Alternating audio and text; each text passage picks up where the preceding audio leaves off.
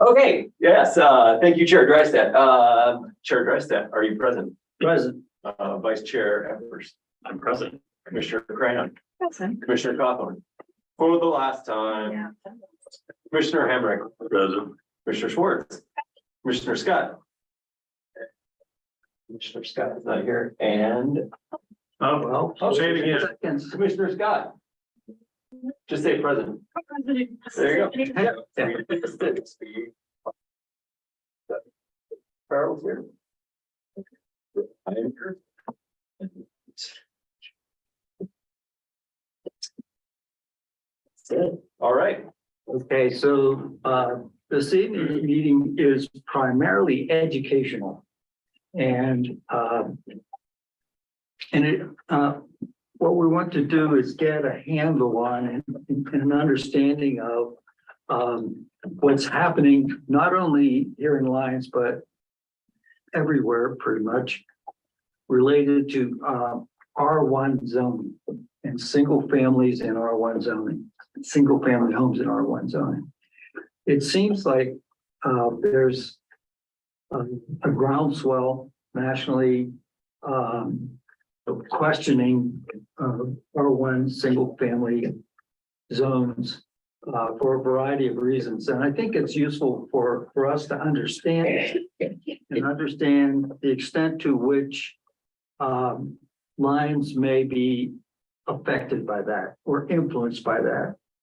Not that I'm suggesting that we're trying to get rid of R1 zoning or modify it significantly, but to understand why there is so much discussion about it, why there's so much interest in it everywhere, and so we have that understanding. And if there are elements of that that can benefit the town of Lyons, then I think we want to be prepared to do that. And we also want to hear what's happening in any world of Lyons, and what might be coming down the pike additionally. Any other thoughts about goals for today? And is there any audience business? Well, I'll interject some audience business for if anyone here does not know. Daru will be joining the PCDC to replace Commissioner Cawthorn, who will be enjoying a new location. How are you moving on? Yeah, I moved like effective to start this up to Pinewood. Oh, Sorry. no. Are you renting up there or are you buying? Sorry. By contingency, my partner. That's right. Yeah. Okay, you got.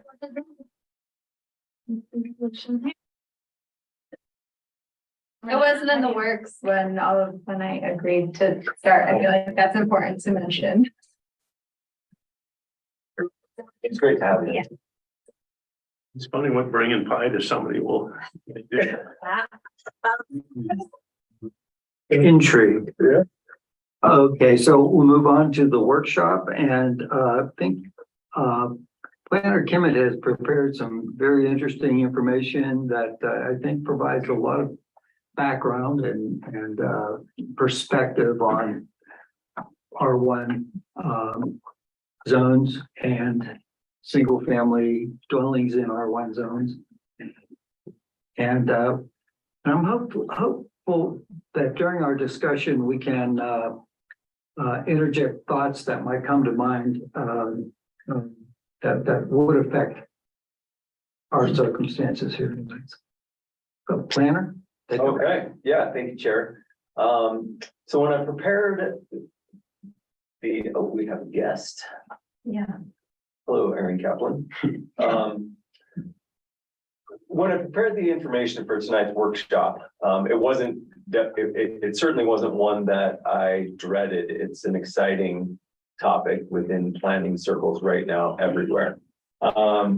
If people recall back in the early part of this year, the Colorado State Legislature and Governor Polis tried to address R1 zoning across the state with a kind of broad brush stroke of okay, we have an affordable housing crisis here in Colorado. What are we going to do about it? Let's enact some new legislation that will effectively change how municipalities can and should approve potential development within their R1 zones almost across the board.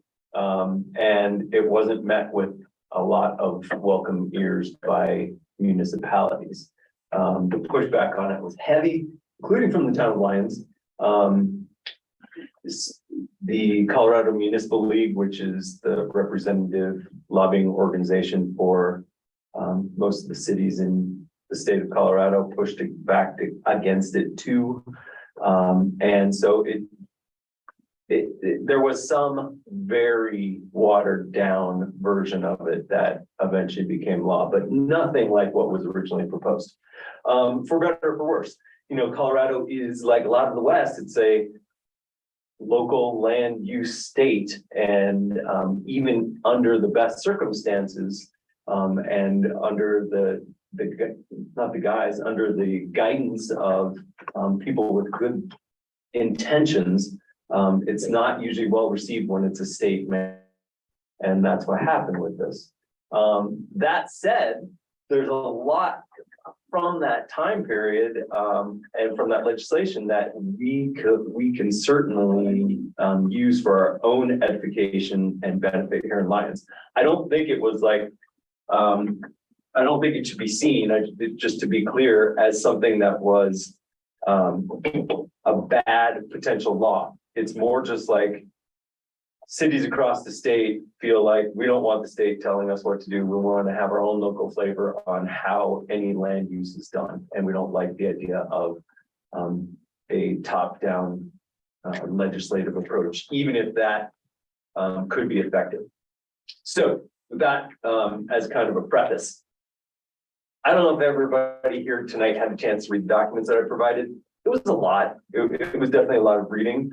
But it was great to come across this Journal of the American Planning Association special on single family zoning from 3 years ago, from 2020.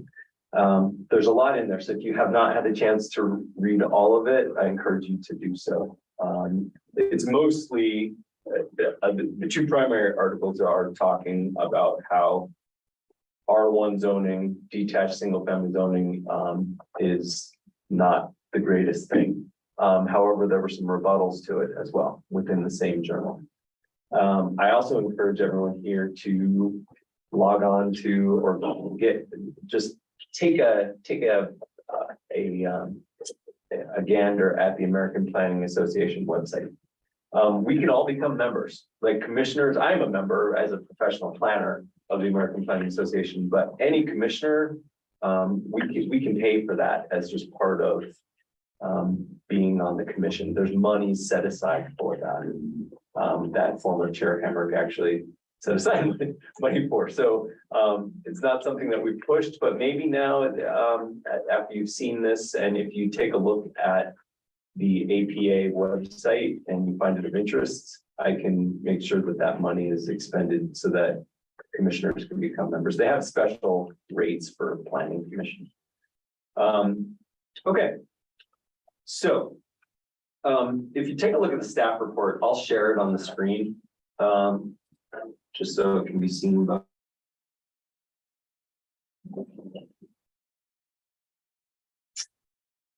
Is it up there? No, of course not. Why would it?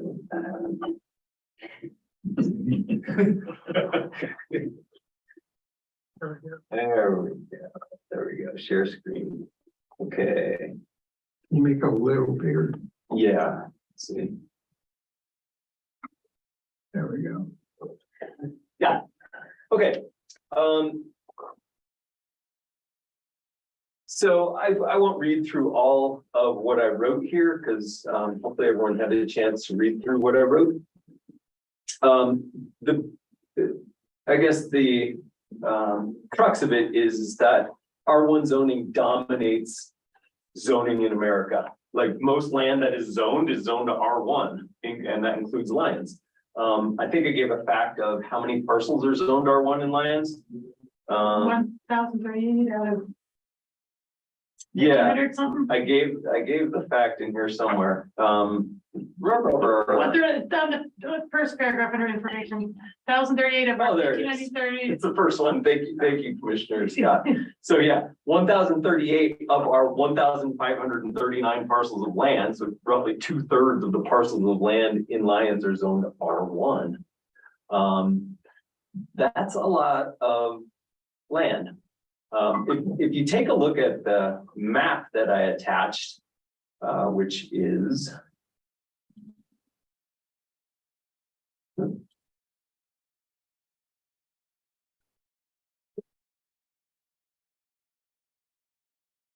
that map.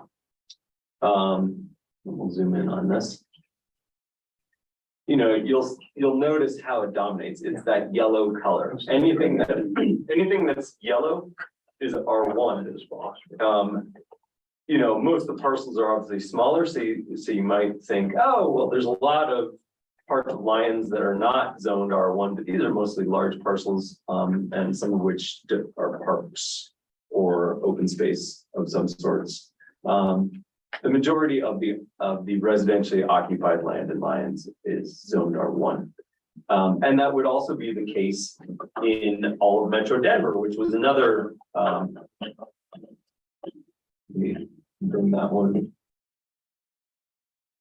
over, which was another slide I gave you to take a look at. This was really interesting. This was something done by CU in a study that was discussing how R1 zoning is affecting affordability in Metro Denver. So this would be, you can see my cursor. This is Longmont. This is Boulder. And this is, you know, Greater Denver. And just like Lyons, it's like 2/3 of the land is zoned R1. Anything under yellows is R1 zone. And so the question that might come to mind is, well, what's the problem with that? I don't know. I mean, what is wrong with R1 zoning? Is there something wrong with R1 zoning? There's good things about it too. And that's kind of what you have to ask yourself as a planner. Like, okay, R1 zoning is the dominant zoning paradigm throughout America. There must be a reason why it is. So it's probably a good thing because that's just how it's been. But you have to question if that is good and how is there a connection to affordability? I don't know. I laid out some things myself. The viewpoints expressed in the Journal of the American Planning Association talk about it. And you can think about it in the sense of, all right, we decided as a society that this would be a way to help build the kind of American dream. Yeah, American dream of a single family detached home. And so we zoned land as such, especially starting after World War II. But if you go back to the beginnings of it, there's zoning started off as a way to keep people of different ethnicities separate. Was it industrial, you said? Yeah, Because yeah. Euclidean, zoning had to do with, and I think I did give that. you did give that, what they Yeah, call it, yeah. so. That's how they separate commercial and industrial uses from like, Back to this, yeah. when zoning became something that was recognized by the US Supreme Court. This was the first case to make it to the Supreme Court that solidified zoning, the case of the Village of Euclid versus Ambler Realty Company. But zoning predates that. The first zoning happened in California in, I think, Stockton, California in the 1880s. And it was to keep people of Chinese descent in a certain part of town. And, you What know, about redlining probably came after? redlining was a realty, Yeah, that's a what, real estate industry sort of thing. It didn't have to do with municipal zoning. But you could say that redlining is a type of kind of de facto zoning as opposed to a de jure zoning. But the first de jure zoning be to exclude certain ethnicities and people from different cultures into isolated areas. Then it turned into something, okay, well, you know what? All these industrial processes that are happening are really gross, and we don't want them to be, we don't want like a animal fat rendering factory next to our house. What can we do to stop that? Or we don't want a, we don't want an oil or petroleum processing facility to be located next to our residences. What can we do to separate these kind of newly toxic industries from our new residential areas with these detached single family houses? And so that was the first case, this Village of Euclid versus Ambler Realty. Ambler Realty wanted to, in case you haven't had a chance to look at that link on Wikipedia, which gives a really good primer on it. This town in Ohio, Euclid, Ohio, wanted to keep the Ambler Realty Company from building some industrial sites near houses. Euclid is a suburb of a 1920s era suburb of Cleveland. And it set the precedent of allowing municipalities to create zones for different types of uses. And from that point on, it started to become popular. However, it really wasn't until after World War II when it became almost ubiquitous, like zoning became the paradigm across America. I mentioned Lyons, we didn't have zoning until 1957. And that was pretty common for smaller towns to not have zoning until like the 50s. So we enacted our zoning, and I read through our original zoning. It's read some words. Yeah, no, it's cool. It was I can't remember what ordinance it was. It was like Lyons Ordinance 5. The town had been around for 75 years, and by that time they had enacted 5 ordinances. Anyway, it's a good one to read through. They have these things called cottage courts, which are now coming back into popularity as missing middle housing opportunities.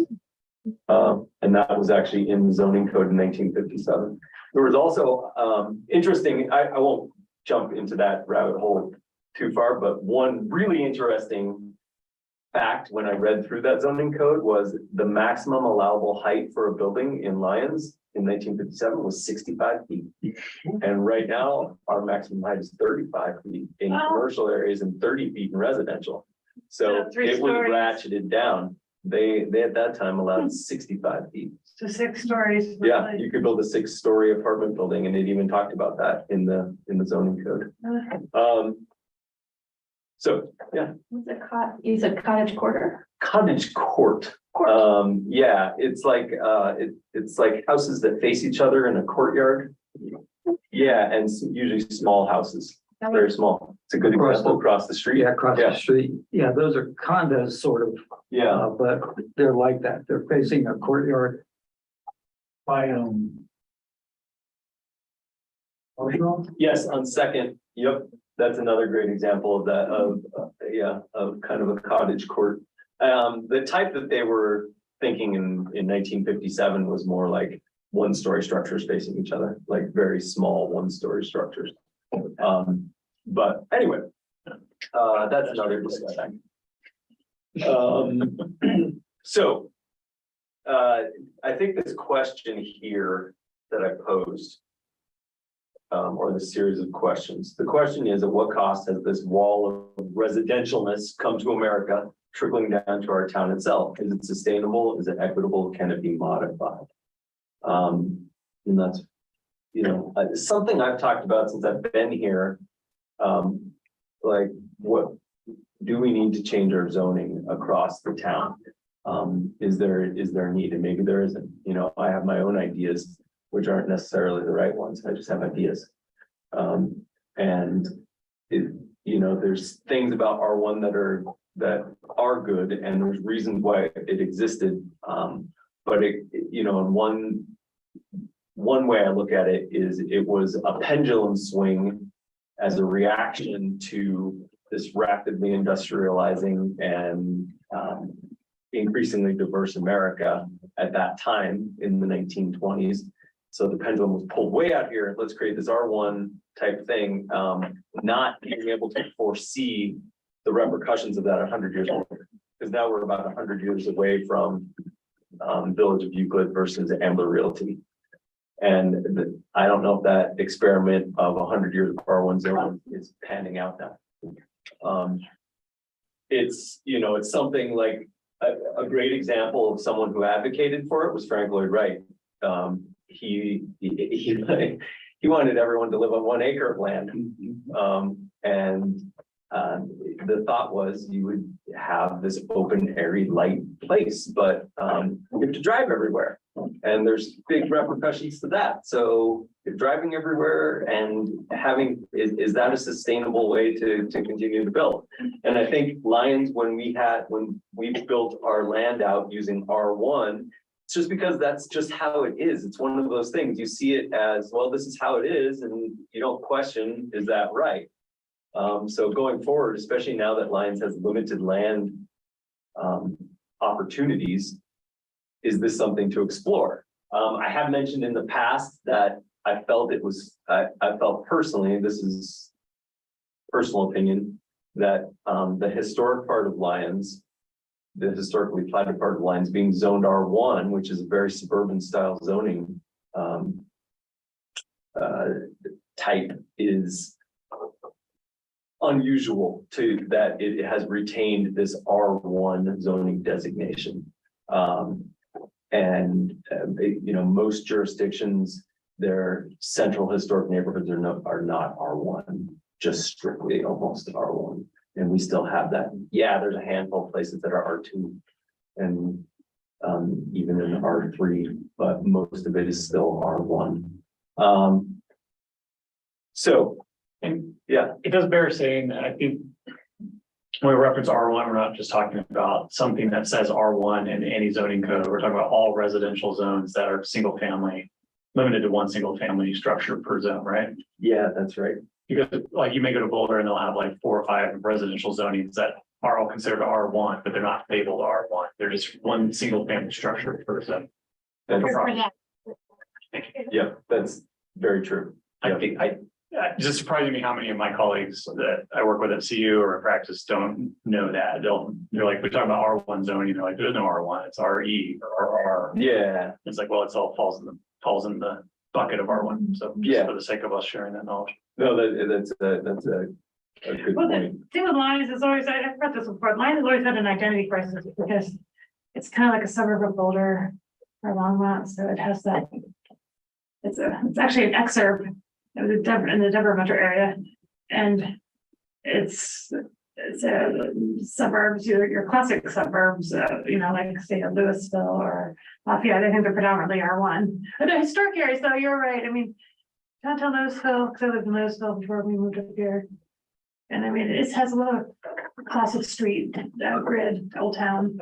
I don't know if the little center, it's pretty small, but so is ours, but and Lafayette has that too. I'm just trying to think.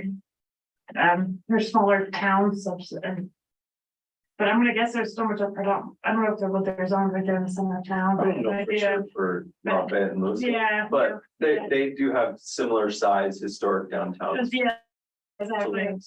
Yeah, So, you know, what, if you look at it in the light of, well, R1 has allowed Lions to retain its flavor of the historic parts of town without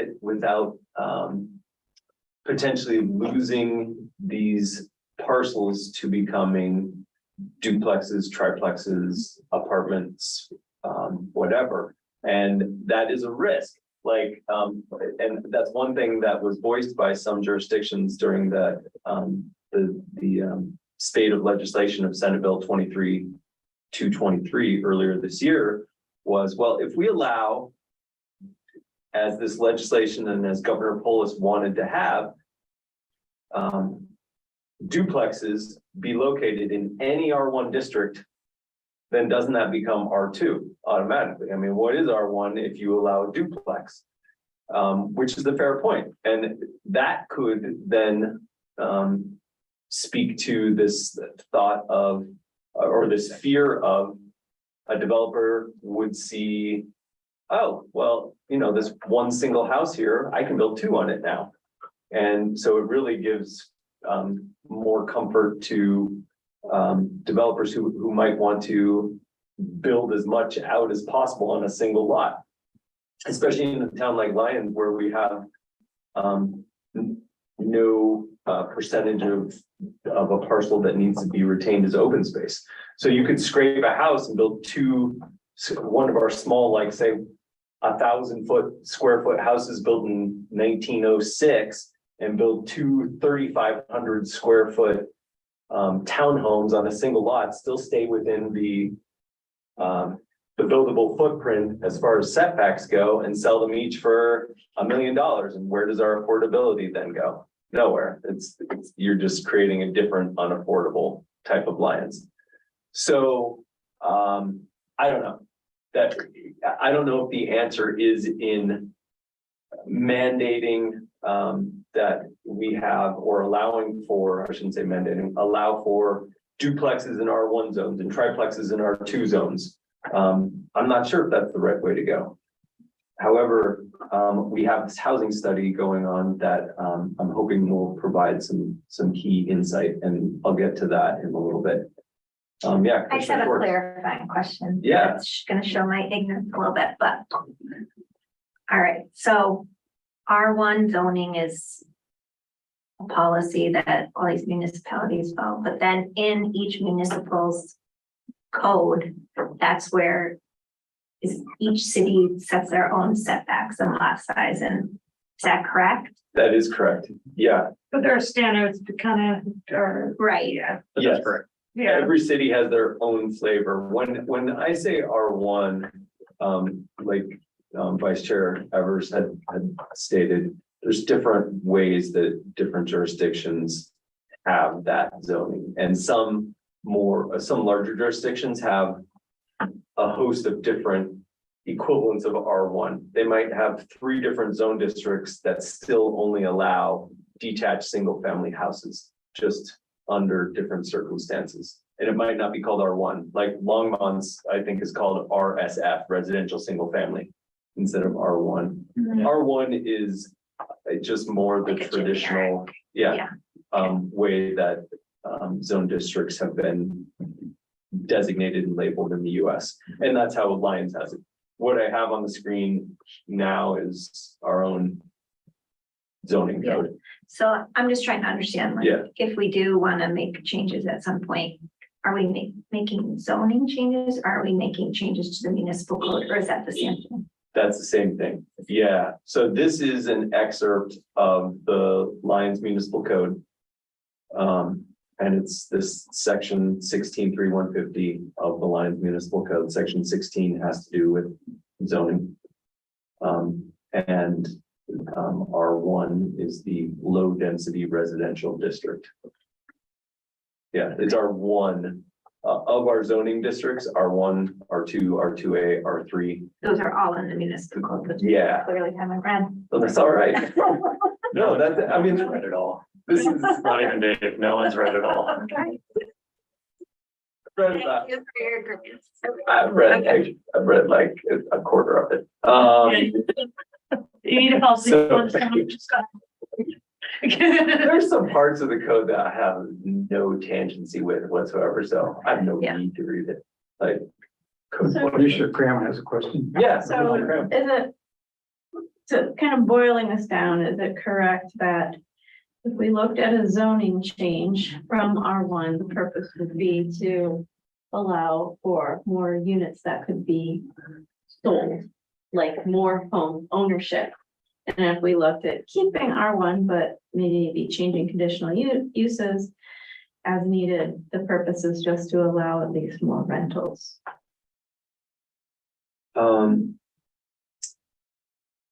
I'm not 100% sure I'm following you, and I'm sorry, but I I was trying to think, make yeah, sense of it all and like, yeah. just wondering if. What's our goal? Is that what you're asking maybe? What's our goal?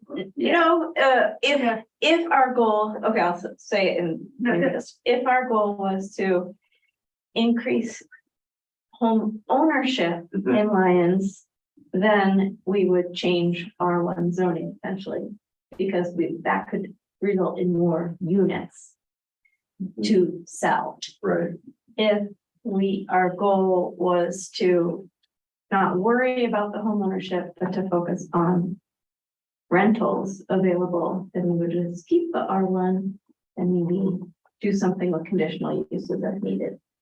not necessarily, like, it's more just how many units would be available for either sale or rent that would be allowed on a piece of land. So if you change, let's just say you, as an example, let's say we decided, yeah, we'll allow duplexes in the R1 zoning district if they meet affordability criteria. Oh. If, otherwise, if you come to us with, just a standard large house that you would normally see. It's like, just imagine your typical house, Mhm. that you can only build one. However, if we set criteria, let's say, okay, if you developer want to build a house that, build two houses on one R1 lot that are 1,000 square feet instead of 3,500 square feet. Mhm. And, we will allow for, a duplex on this R1 zone, but otherwise, if it doesn't meet that criteria, you're only allowed one house. So we Okay. can use it to encourage affordable housing, and that doesn't have to be owned, that can be rented. So So, there's different ways to do it. yeah, Okay. and there's different ways to think about how R1 zoning could be modified. We don't necessarily have to change around any of our zone districts. We can keep them all the same district, but just change how they're used. And, that's where you get into creativity of something. The example I just gave, maybe that's even too generous. Maybe it's like, okay, you make it 750 square feet, like really small, like really encourage something that could be potentially affordable on one of our small in-town lots.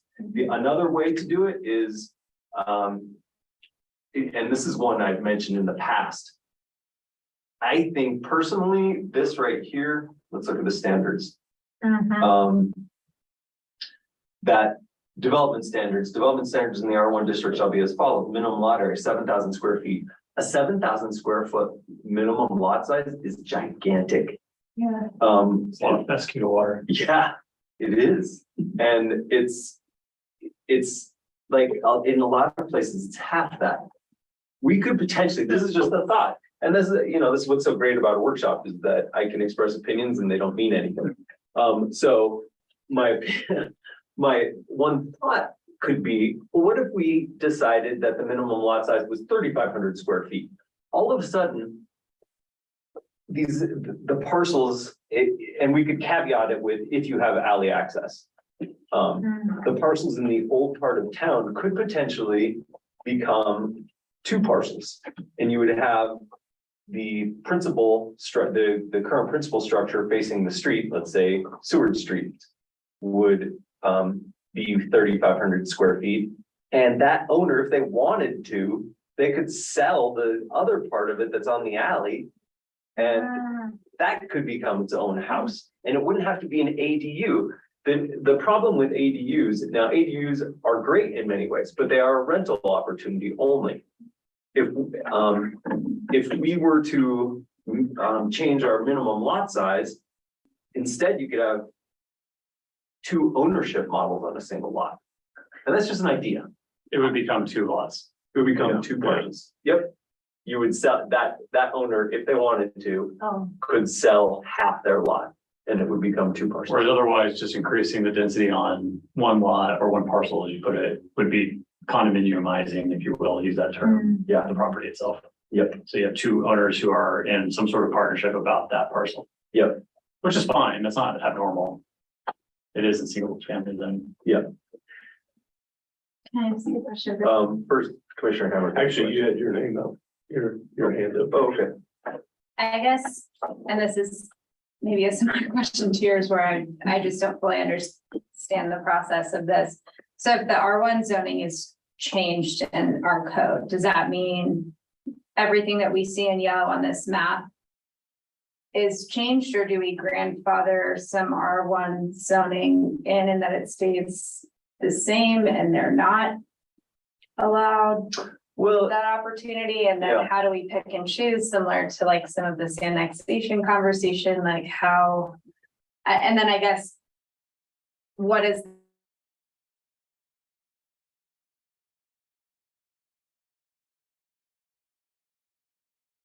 the process of like the final decision? no, it is.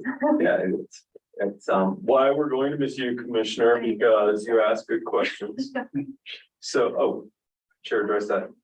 Did you have a question for me? Well, no, I wanted to. I was gonna take us a different direction, so let's finish that. Okay. Well, I was just going to draw some distinctions here. Because we've talked about changing zoning and we've talked about changing provisions within zoning. Yeah. And so we may want to keep clear what those distinctions are, so that if we decided we wanted R1 to be broken into RS for small lots and RL for large lots, and R2, or we already have an R2, but R something else that would enable different kinds of uses within what is now R1. That'd be some zoning changes. But the other approach is to change wording within the existing zones, such as 7,500 is the standard lot size, unless or until the property owner requests that it can be subdivided into approximately 3,500 square foot, or the lot is sold. And then those two circumstances, for example, you could then you could increase the density. That would be a code change within the existing zoning structure.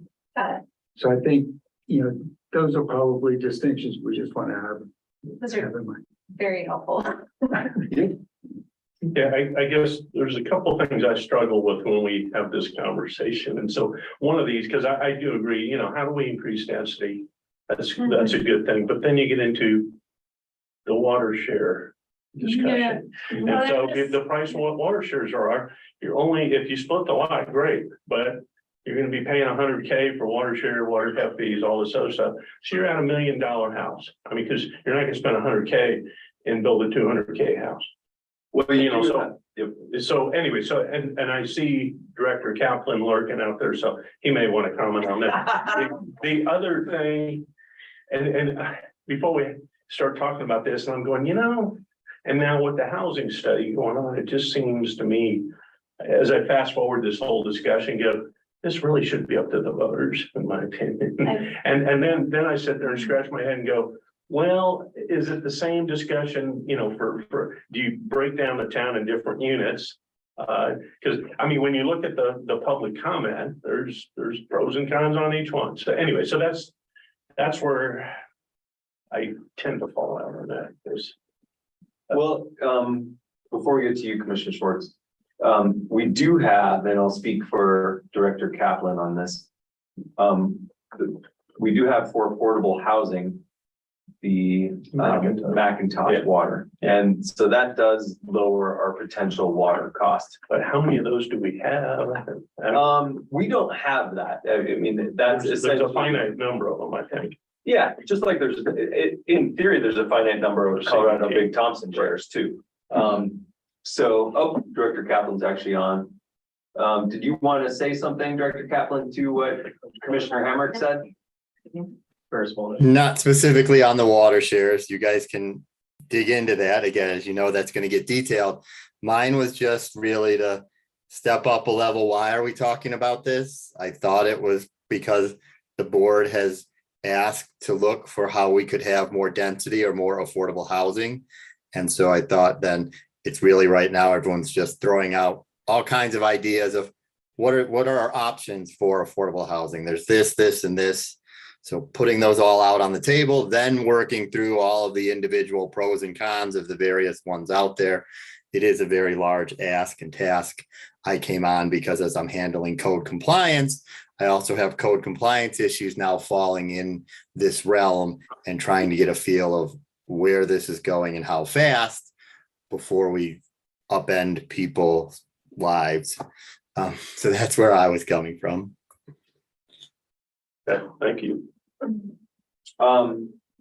So, yeah, so anyway, to close out that water conversation, there is a possibility for lower water costs. Yeah. And that could be something, not could be, I think that one change I would advocate for in any future alterations to our code language is language that encourages developers to go in certain directions, because they're not aware of it. It's not, and that was something that our consultant for the housing needs assessment brought up, was our code is very brief, which there's good things about that, but it also doesn't lend itself toward encouraging directions we would like development to go. So just to follow up on the water share, and I assume this is a Lions creation, a town creation of one water share per lot. And the only reason I asked, I was driving through Erie the other day and there's thousands of new homes. I'm like, where are they getting the water from? And they're not. And So anyway, so my question really was gonna lead to, that's something I think the Board of Trustees could change that quote requirement and ease up on it to make housing more affordable. Whether it's McIntosh share, I mean, because McIntosh shares still aren't cheap. No, I mean, Yeah. there's So, still a chunk of there's still change. price to it, yeah. So anyway, it's just a thought, is there an opportunity to change that and not put ourselves in a deep hole water wise for the rest of our life? It's a tough one. It's not something that the board can wave a magic wand at, because it has to do with an agreement we have with the city of Longmont. And so that has to be altered. Director Kaplan and I have had conversations with the city of Longmont about potential changes to how our water pricing structure works, because Longmont itself doesn't operate under the same rules that we operate under, which would be good to be able to operate under their rules. So there's definitely room for discussion on that in the future. And as one last piece on the water, because it is such a pricey part of housing. So roughly a Lake McIntosh share, I believe, is going for about $20,000 a share now. And our affordable housing requirement dictates that we have that an affordable housing unit uses 1.4 shares of Lake McIntosh water. A Colorado Big Thompson share, so a standard water share, is roughly $80,000. how much is the McIntosh one again? 20, Okay. but you have to use 1.4 shares. Yeah. Who sets those prices? Those aren't town set. No, those aren't set by the town. That's just the price that they are on the market. Mhm. Yeah. So, yeah. Okay. So Commissioner Schwartz, you had your hand up. I just remember one of my first meetings was the DOLA training. Yeah. And one of the suggestions they had to increase density and affordability was to prorate tap fees and utility fees. Yeah, you're right. To distinctly prorate it. So if you increase density, you put 2 homes on 7,000 square feet, you cut that fee in half. Okay. Which may be much more complicated here in Lyons, but No. it was, I distinctly remember that. Yeah, and that's a good point, because one of the things I learned at our water conference last year was, half the water at least goes toward irrigating. Yeah, I You mean, know, the lot. majority, yeah. So if the lot size is the same, then you're talking about consumption. The only delta is the consumption of that household. Well, every lot needs a 25-foot front yard and a 20-foot minimum backyard. Yeah. So, if you 60 feet wide or 50 feet wide is their standard lot size, so that's 250, 300 square feet, every house is watering something. Yeah. Most of the year. Well, and then a lot of towns have eliminated Yeah. any grass. So, I mean, anyway, We can go down this rabbit hole. Oh, yeah. But anyway, I think I mean, these are things we could change in the code. They prorated by square footage, was that what they said? Yeah. Or Which is, livable like that? Yeah. Or it's, yeah, I mean, if you live like in a duplex, you know, I almost bought a duplex, half of a duplex in Denver. Once, I mean, I was a single person and there's a family living next door, I didn't end up buying it, but in that case, it's split in half perfectly, if it's like a duplex, even if the single person is using a quarter of the water, you still pay half the cost. So, but in this case, if it's maybe two separate houses, lots, split in half of two separate houses, you can split it. Another avenue that, like, the city of Westminster is actually really savvy with its water use. And they have sub-meters for outdoor and indoor. So you have your water line coming into your, you know, to your property. There's a sub-meter that goes just for outdoor irrigation. So if the lower water you use, and that is billed at a different rate than your indoor meter. So it's a really savvy way to go about. I guess you use for irrigation.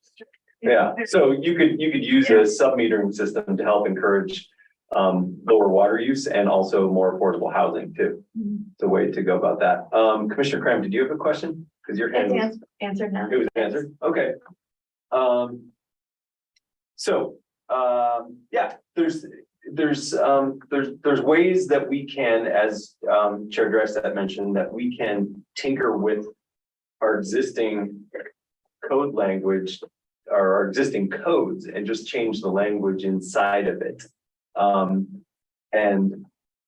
You know, to get to what you were saying earlier, Commissioner Cawthorn, we could have something, this is just something that came to mind, it could be a conditional use type process. So you can create, as a way to go about, you know, let's just say, okay, if you want to build, if we change the code, you want to build a duplex on the 7,000 square foot lot, minimum lot size, we will allow that as a conditional use. So it will go through a higher level of scrutiny because maybe it's not appropriate to allow it as just a staff review by right. I don't know. There's different ways to skin a cat, many different ways to skin a cat, and that's one way. Is if you're going through a higher level of scrutiny, we might allow for something to happen. What came to mind to me earlier today was the case of 317 Evans. So 317 Evans had, which was you know, the former multiplex thing. The blue one. Yeah, that is on its way to becoming its modular facility. The demolition is happening, and the reconstruction of the modular units will be happening. So the purchaser of that, Lee Williams, had to go through both a rezoning from R1 because it was zoned R1, and it was rezoned to a PUD-R, and he had to go through a major development review. If we allowed for something like that to be, if our R1 zoning had some sort of creativity, it could have just been a major development review instead of a rezoning. The rezoning to a PUD is challenging. That was two big processes that we compressed into 6 weeks of time. So I don't know, there's something to be said about reducing the red tape side of process too. For a developer and for staff and for commissions and boards. Okay. I like using real examples like that. It's really helpful. It's, well, you know, it was a kind of tricky ask that he had because he wanted to, or he wants to, and we approved 9 units on a parcel of land that allowed for 6. And the 6 even was a special. Yeah, so that was the grant, yeah. rezoning from a special zoning resulting from what, a nursing home area? That was- Yeah, Yeah, it was those are- a 1983 Yeah, Board yeah. of Trustees decision that allowed for this R1 zoned parcel to have 6 units on it. Yeah, And That morphed into two. morphed into at different times, different numbers. But when it went for sale, it had 8. And then the town realized it could only have 6. And Lee wanted to have 9 in order to make it work. So, yeah. Yeah, Commissioner Evers. I was gonna say, I think it's worth also not just thinking about the burden on the town of that kind of a development or the burden on too. We have a lot of resources and Yeah. those people you gather, designers and fabricators, get drawings, things done, but like a homeowner might need to spend and easily eclipse a water share and design fees just to get to the point where they could go through that process with the town. Yeah. So it's Yeah. just because we make it a conditional use and it makes it feel a little less scary from the town's perspective, I think you're actually adding burden to the homeowner in doing so. So think of that too. It's true. I'd like to say something, and maybe this isn't the time, but I want to express it because what you're saying is what's in my mind is, I think at some point, if we're going down this road, I would want to try to research and understand as many potential scenarios that we are opening ourselves up to. And how that has worked in other communities that we might not on this board have thought of. And then what are unintentional consequences? And I think you're kind of hitting on it from a standpoint of developers. I think some are very savvy and some maybe are not. And some might be a little sneaky. And things seem to come up that you're like, yeah, we didn't think of that. So I'm all about moving in this direction, but eyes wide open, I guess, is my bigger concern. And as an example of something that's uniquely different that's come up in the Stone Canyon neighborhood is somebody's purchased a house. And it's 2-story house with a full basement. And they have wanted to put 3 single families in the one house. It's an R1, each level be a different Yes. family. But they- Condo. but they share the kitchen because they don't have a kitchen on the first, so it's a bizarre situation. And I know there's some code challenges that are taking place. But it's an interesting concept and I don't know how I feel about it, frankly. So, and this one's a little bit, I don't know if it's a person that just doesn't understand that, okay, by the way, you just can't just do that. Or if it's a sneaky kind of thing or what, but But it's those kinds of things that I think we really need to be thoughtful of. And that goes into, oh, sorry. Yeah, when I was my Census Bureau work, I took my people thought it was crazy for doing that, but to walk around. But I knew I'd be good at it because I was a planner. I think that way. But there's a house on 2nd Avenue that was single family and that was split in 2. And on the north side of where 2nd is next to 1st in that area. And on the north side of Maine. And I think that was part of my work figure out the split in 2, then is it back to 1? How many families are living there? Because he had to do the count. And so it's been done before, been done. I don't know if it was done legally. I don't know. Good question. I could, if I get a second, I might be able to figure out, but I know exactly which, it's one of like 3 houses, but I can pull it up and see that. But if it has an A or B, because that's how you know, it's like, why is there, this is a single family house, or it looks like one, but it has an A and a B, or maybe it's no longer anymore. And that's what I had to figure out.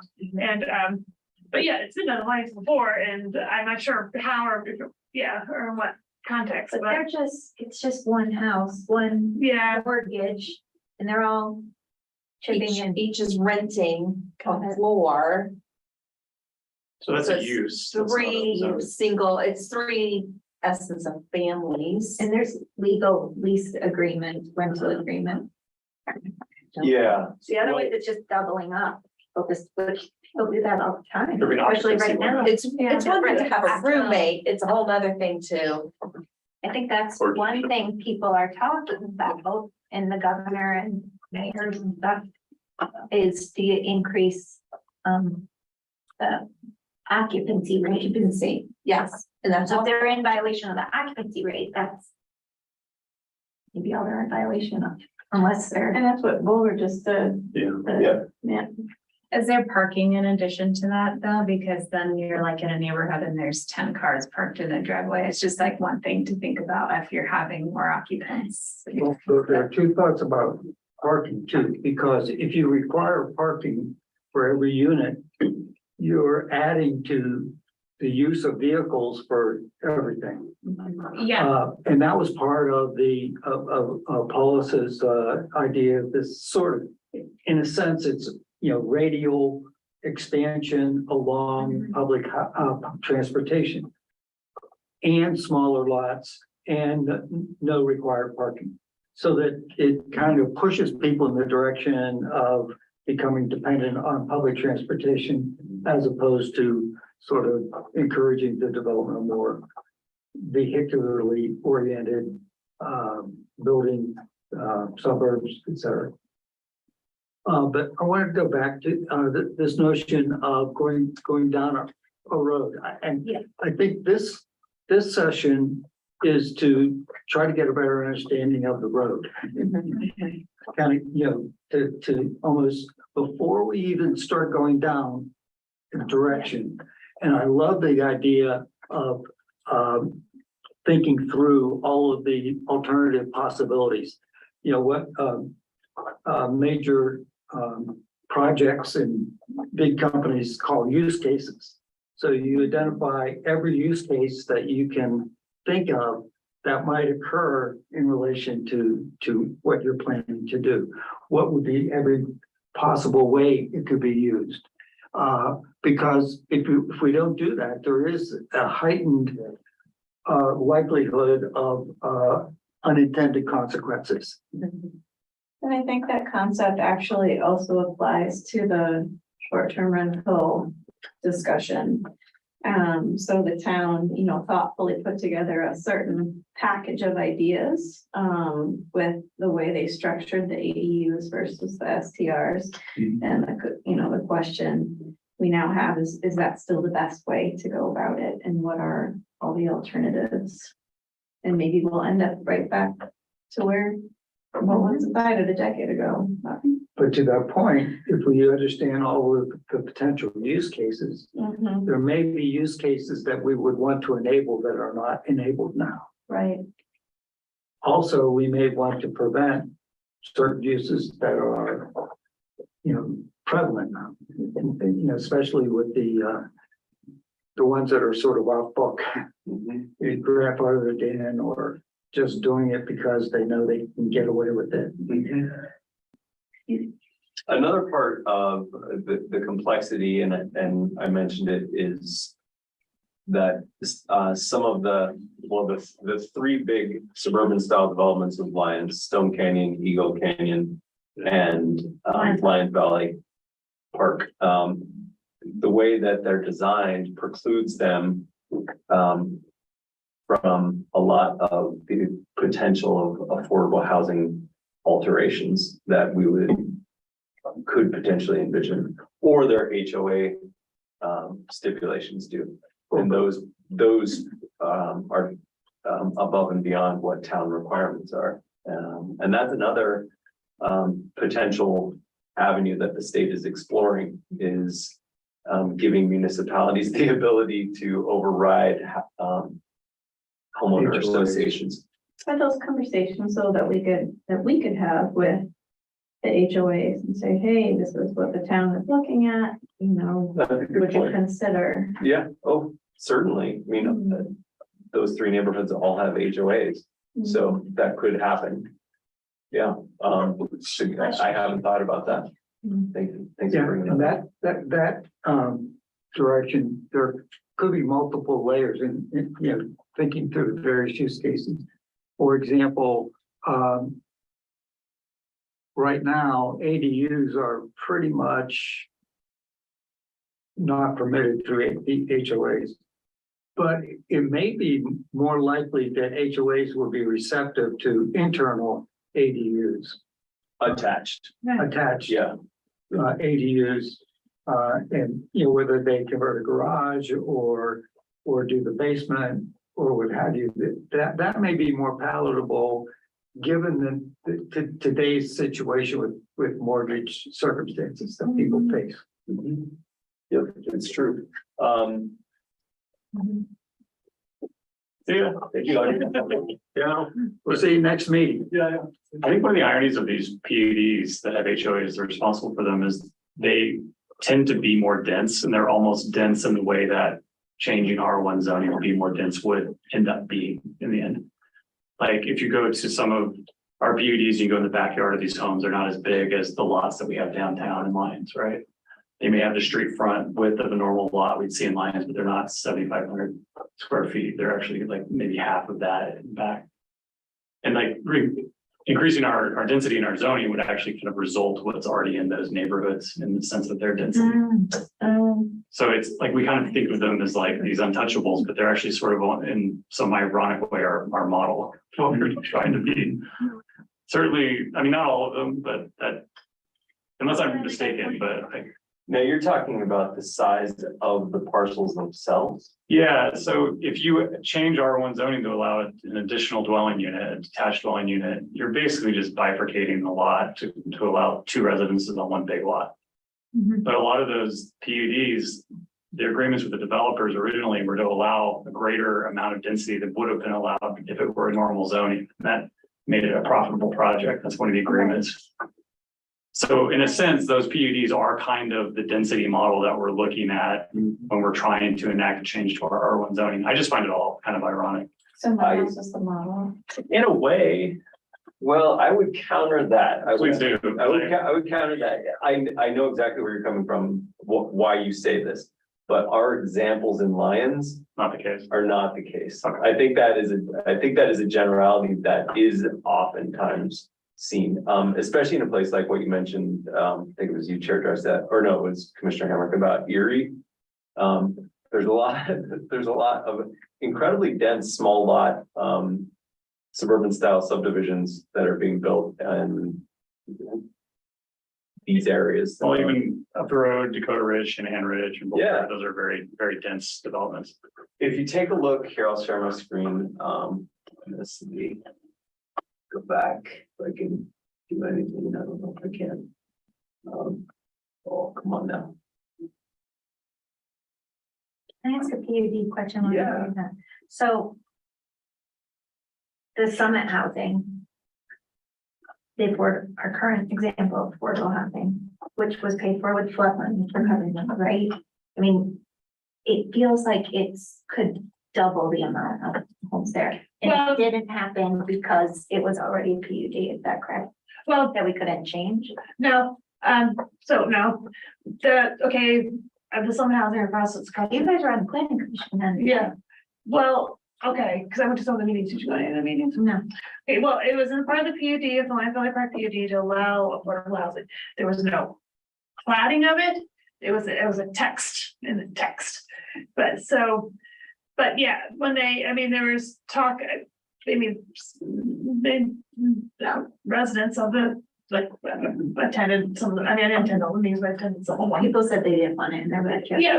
Well, some people don't, they didn't want it, I don't know, there are apartment complexes that they've got going in on the side. You notice that those aren't right next to people's homes, they do have single family homes, they wanted to make sure, they didn't want it all high density. So they did have the apartments, they back to the, some people call the bluff, the big rocky area, and then they have the single family homes, which you've commented on. They're very large lots. I don't care, but yeah, we're both like, are they gonna be able to pay for the water on those lots? No, yeah, they're not paying for it, but yeah, exactly. Yeah, I don't know, I remember you saying early on, David, like cul-de-sacs are not great land use. Well, They're all cul-de-sacs, they're big lots, Yeah. front setbacks and yeah. side, I mean, and then you just see the sprinklers going. yeah, I'm just like, this is our best effort at affordable housing. well, the houses are smaller they're fairly large. They originally in that area, if you go to the Boulder County Assessor, originally that was they were planned to be bigger, more, so, yeah, continuous of our own houses. And so to make them more affordable, they're smaller houses, but they're still large lots. Yeah, they didn't, I don't know if they did make the lot sizes smaller. I mean, The home yeah. changed, but the land use didn't. The next Yeah. case study for why we should revisit the Yeah. land use definitions from time to time. Yeah, I mean, I should pull up the Boulder County Assessor, see if they have the, still the plotting in there. I looked at it not too long ago, but. Yeah, and I think the best explanation for the way that ended up is it was sort of touch and go negotiations. Yeah. And it was like, what's the best we can get? You had to spend the The money. Here it I is. get it. Yeah, yeah. So, yeah, here the. Well, right, so you Yeah. can't change it. Once it's a PUD, you can't change it. Is that true? Well, no, Well- I think there are ways to modify it. People. see, I think an ideal situation is maybe not make the lot smaller to fit more single family homes because they're smaller homes. Instead of dedicating all this land to water that's really unaffordable. And that's a prime case of where the houses were small. They wanted to maintain kind of the single family character. Yeah, But you know, if they, but they left these huge yards, because they're the houses smaller to be Yeah. affordable. Yeah. I don't want to sound Yeah, no, you're fine. um, No, you're not, you're being fair, because that's, critical. yeah, no, I'm yeah, I just mean, trying to learn. yeah, it's all renting. I mean, they're paying the renter, they're gonna have to pay for the water. I mean, the landing of the water. I mean, that's another thing about lawn mowing. It's a great observation because when you look at those lots without any planting, without any trees, and it's just development on there, it just says, why is there so much wasted land? Exactly, And perfect, you yeah, can look exactly. through all the noise of our existing old trees and our landscape has been here forever and how Peter, that's kind of the observation. That's the observation. So that's the observation you have there, yeah. So, yeah, so let's, sorry, it took me a while to get this up, but there was some good There it is. discussion. to have. So you have, there's the plotting, the Yeah. original plotting, yeah. So if you take a look at, because what Vice Chair Evers mentioned is true in many situations. However, our three major suburban style subdivisions, let's just pick, say, this lot. This one is 6,000 square feet, so it's under, but the majority of the parcels are actually over. There's a handful of small ones. Because I've been through that same thought before, which is like, oh, yeah. What you want to look at is that land unit value. That's the square footage of a parcel. You can go to mine on the corner. The one next door, that one was mine. So these are, I don't know, like, what time? Yeah, we can, no, let me show you mine. the majority of these are larger and over, if you were to average them all, they would average out to larger than 7,000 square feet. They were approved before the current code. Well, before the current version of, yeah. of our- So that's why 7,000 is, because I have one of bigger lots, but sometimes it's. But a PUD is an agreement, right, with the town, so it could be Yeah. whatever the It agreement could says. be, If they're all 12,000 square feet. and that's exactly That's what the how agreement says. Lee Williams was able to Right. accommodate 9 units, was through a PUD agreement, yeah. And so PUD is a method to do that, for sure. So it's a waiver mechanism. I mean, this It is a case for how you don't always have to think that developers are gonna try to squeeze the most out of you, because in some ways I wonder why those lots are as big as they are. I think at that time, it was just, this is just how things operate. Most of these are, even these smaller ones here, like, let's look like what the smallest one would be, maybe this. Still Right. 7,800 square feet. Yeah. And if you would go to York Canyon. 12,000.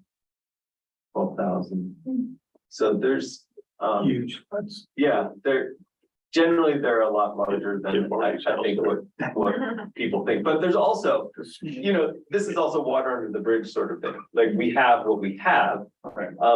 But we can potentially work with maybe homeowners associations, like what you suggested, Commissioner Crum. There are ways that we could encourage attached ADUs. The detached opportunity is really not there because there's not alleys. there might be a few exceptions, but generally not.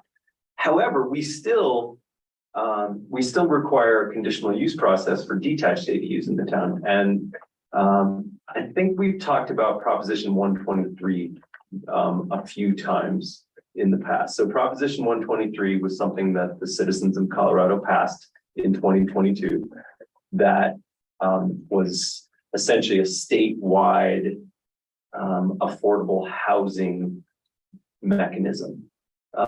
And jurisdictions have to opt into it. So far, there's been about roughly 50 jurisdictions across the state, and Colorado has like 500 different municipalities that have opted in. Lyons is not opted in yet. We have until November 1st to opt in. I have a meeting tomorrow with DOLA for 2 hours to learn about how we opt in. And we want the staff opinion is we want to opt in. And we have not too much time to do so. At least for the first round of funding. So we'd like to get involved in that. So I'm going to learn more, but in order to opt in, an example of one of the requirements is you have to have codified a by right ability to build an accessory dwelling unit. And in theory, we don't have that because we have a conditional use process for a detached accessory dwelling unit. So we don't have that. You can also, and there's several other different, I guess, levels, not levels, several other different determinant factors that will give the Department of Local Affairs comfort that you are ready to be a part of the Proposition 123 framework. Another one would be you have created a fee mechanism to create affordable housing within your town. We don't have a fee mechanism for affordable housing. And that could come from water fees, that could come from even land sale fees. I don't know, there's different ways or different development fees that we don't have. There are, what's another one? You have to make a plan to increase your affordable housing by 3%. Yes, you every do. year for 3 Every years. year. But if you don't meet that, you don't have to give the money back, is my understanding. I don't know. Okay, Ask that question tomorrow, but okay, I just met with a bunch of folks from DOLA last week. Yeah. And I got a card for you. Because Todd says, just go for the money, get it now. I'm so glad to hear your staff wants to go for it. Yeah. That's what I heard, and they want to help us Okay. get it. DOLA is really trying to help us. Good. It's exciting. I'm excited about the 2-hour webinar tomorrow. And then we have a personal meeting with DOLA. Well, it's actually the town of Netherland and the town of Lyons next week. And from that point, we'll be able to hopefully fulfill our opt-in requirement documents. I'll let the PCDC know more once I know more, but I don't know enough yet. Who pushes the ball and makes the final decision to opt in? Like if staff is for it, yay, like I assume the board has to buy in, like It who? could be, yeah. Because that seems like a lot of things that the town would need to adapt Yeah. to, so to opt in. And I I'm just curious, I think it's great. No, but I you're just- right. Yeah, but we can't say, like, another example is you have created a land bank in your town. And the land bank is where a municipality sets aside land for affordable housing. We haven't created a land bank. We have, Is that something that we're kind of noodling on with the IGA? not with the Like a IGA. thought of that in Yeah. the future? Well, the thought is if we can, and this is something that I've discussed with Administrator Simonson and with Mayor Rogan, is if we can obtain grant monies, like everything is funded by grant monies in Lyons, if we can obtain grant monies to purchase land for land banking, and one of those potential solutions are Dr. Bob parcels. We have Dr. Bob parcels that are outside of the floodway, and they're only within the 100-year, the 1% annual flood hazard zone designation, and they were purchased by HUD And the HUD parcels, there was two different Dr. Bob parcel purchases. There were the FEMA purchases and the HUD purchases. The HUD purchases, it appears that we can buy them back. And I have not found out if that will be at the 2013 price or if that will be at the 2023 price. I have a guess. Yeah, I go with difference. It makes a big difference. Well, we could argue that they're harming, this is HUD, Housing and Urban Development. You're Right. harming potential affordable housing if you charge us 2023 prices. If you charge us what you paid in 2013, it's a different scenario. So there's a handful of parcels like that. That potentially become recipients for land bank purchasing. So I didn't give them to the town, they did. No, the town owns them. Yeah, The yeah. town owns them, but they're restricted. They're Oh, deemed yeah, for yeah, restricted yeah, for yeah. use to essentially open space Yeah. or gardens. Yeah, I did. Yeah. So in that scenario, any land use changes the town makes could set up more density or affordability on those parcels. Yeah, those could be banked for strictly affordable housing. And then we would have to contemplate, well, is the town going to be involved in building housing? Which we don't want to be. We don't have the ability to do that. There is the Boulder Regional Housing Partnership, which has invited us to the table and we haven't joined yet. we have to like pay to be. We do have to pay. Yeah, we do have to pay into, it's essentially a pool of money of all the jurisdictions in Boulder County. And it is, how much Lions would have to pay would not be what the city of Boulder would have to pay. It's not like it's an equivalent. Is it a mill levy? It could be mill levy. Yeah, it could be. We would have to come up with a funding mechanism to pay for it. Essentially, we wouldn't have to create, what it would do is it would prevent us from having to create our own housing authority. Right now, we use the Services of Boulder County Housing Authority, and this would supersede the Boulder County Housing Authority. It's this Boulder Regional Housing Partnership. It's actually being run by the city of Boulder, not Boulder County.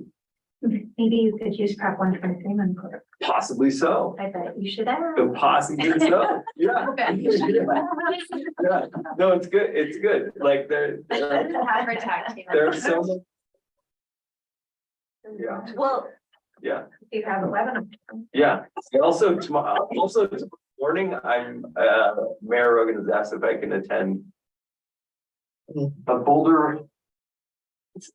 What the title is, it's a Boulder Housing, Yes, they were talking about it last week. okay, it's a Boulder Housing Summit. Consortium Summit. That is being led by HUD. It's in Boulder tomorrow from 10 a.m. to 3 p.m. I can make it for 2 hours, 10 a.m. to noon, but then I have the Prop 123. A very important meeting from 1 to 3. So I'll learn more about whatever this is. I don't even honestly know. She asked me today, so I actually need to learn more. But I might be attending that. So anyway, there's so many different avenues to pursue for finances that could help us attain the Proposition 123 opt-in standards that we have to commit to as a town. And you're right, Commissioner Cawthorn, like it can't just be staff saying, yeah, we'll do it. There has to be some like elected officials agreeing to this. So that's something that will have to go prior to November 1st to the Board of Trustees saying, yeah. And I know that is the sentiment of the Board of Trustees that they want to opt into Prop 123. It's more just the onus is upon me to get us kind of over the knowledge threshold. Should the PCDC be a part of the recommendation to the board? Could be, yeah, that could. Unless that creates an extra unreasonable hoop to jump through for you from Or- a standpoint. but- Yeah, it doesn't hurt, yeah. Yeah. So. I do want to share, unless there's other questions, I do want to share the housing needs assessment website with everyone. I think it's really important that everyone here becomes familiar with it. And the consultant, Bohannon Houston, does want to have a conversation with the PCDC and the Board of Trustees, and possibly we'll do it in joint session. Because we do have one more joint session requirement this year. And this housing needs assessment might be a good topic for that. If you could go to the link that I provided in the documents, I will show you this tonight though, so you can. It's really cool. Have a look, see, it is, like, I'm impressed. I had an hour and a half call today with Bohannon Houston where they wanted to interview me and my thoughts on strategy. So it was good. It was more than good. It was great. Let's share the screen here. Hold on. Show those. Yeah, I like how they define affordable and attainable. Yeah. I do too. And whose definition are they using, or do we care? Is there our consultant? It's a Prop 123 defines it as the 30% of the household income, I think, and then there's some other policy that is the AMI. So I think that's what we're trying to get the needle of. So here's the housing, this is the, it's called lionshousingfuture.com, and it's linked to our own Town of Lions website, which is why it looks very familiar in design, and many thanks to Kim Mitchell for making that happen. So the Lions Housing Future Plan, one of the tabs is the strategies. The qualifying strategies are, I think, where the PCDC can really kind of contemplate and potentially weigh in with some thoughts, because these are potentially codifiable methods of increasing affordable housing. And this is what we talked about today. So Derek from Bohannon Houston asked me, well, what do you think of, what does the town think of the use of vacant publicly owned property for affordable housing development? And I mentioned the very thing I just did, which was, oh, well, we have these Dr. Bob parcels that we own, and some of them could potentially be purchased. I also mentioned the proverbial third rail of, oh, what about the dog park that's 10 acres? What about lot F that's 10 acres? What about Bone Park that has 10 acres of vacant land? I mean, these are all uncomfortable questions that need to be thought of. Again, even though I've been told we've already gone over this in the past, and I've had some comments that have come to me that have been said as much. We've already gone through this. What is the need to do this again? There's been a couple of 3-point letters. And I think times have changed. You can't just rest on your laurels and say, well, this was done in 2017. We already did this. Why are you doing this again? This is a waste of money.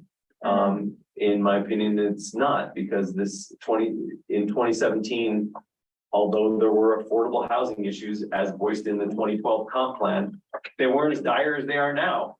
So we kind of have to look at that. Has nearly doubled in Boulder since 2013. Yeah, the latest AMI, I don't know if anyone has seen this. AMI is double, that you said, or No, like the median. House price? House. Yeah. The price, okay, Like, since honestly, 2017. nearly tripled since 2017. Yes. Is that what it is now? Okay. It's like 1.6. It was like 600 to 700 when I moved to the range. And the AMI, the latest area median income that just was published, I think, about a month ago, is $124,000 a year. For Boulder? Yeah. Household, Yeah, household. Oh, Household, AMI household, still, Median Still. utilities. still, So, yeah, exactly, $124,000 a year. And so that changes why that's relevant, because you have to think about that. Okay, you should be spending no more than 30% of your income on housing. Well, what about someone who works for the town of Lyons and makes $70,000 a year. And their, you know, their household is bringing in maybe another 35,000, 105,000. You're well below the average AMI. And so the average AMI, that's using the word average twice, you're well below the AMI. So these things are relevant to the discussion of, well, if we did this in the past, why are we doing this again? Because I think there's rationale. And, you know, you get into some other parts of these strategies. Allow small square footage residential unit sizes. Lyons doesn't have a minimum square footage home. Some jurisdictions actually do. Like in their R1, you can build a house no smaller than, say, 1,600 square feet. We don't have that, but we can encourage in our code, oh, you know, if you want to build a house that's 750 square feet, there will be a certain incentive in your, in how you can develop. Maybe we'll allow you to build 2 of these on an R1 lot. We also, as I've mentioned to you, and I mentioned it today to Bohannon in Houston, our minimum lot size is a large minimum lot size, and maybe we will want to rethink what is the minimum buildable lot in Lyons? Do we want it to be 7,000 square feet? Development review fees, we did waive those for 317 Evans. But there's nothing codified. There's nothing in our Lyons municipal code that says if you bring an affordable housing project that meets this criteria, we will waive fees. So it's very discretionary as opposed to something that is prescribed, and a given developer who may not be from Lyons could look at and be like, oh, if I hit these numbers, I qualify for a waiver of development review fees. That can be a big deal.